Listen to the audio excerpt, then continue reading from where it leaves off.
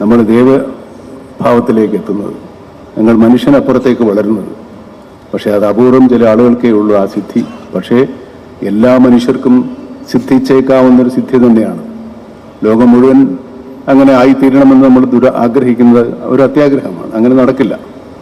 വളരെ ലോലമാനസരായവർ ചിലപ്പോൾ ഈ പൈശാചിക ഭാവത്തിന് കീഴടങ്ങി പോകുന്ന അവസരങ്ങളുണ്ടാവാം.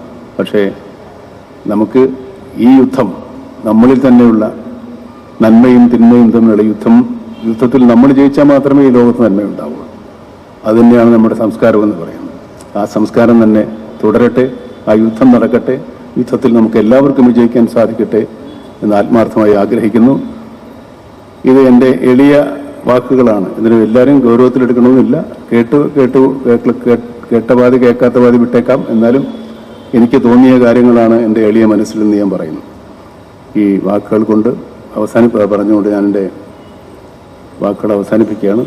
ഔപചാരികമായി ഈ സമാപന സമ്മേളനം ഉദ്ഘാടനം ചെയ്യുന്നു. എല്ലാവർക്കും സ്നേഹം.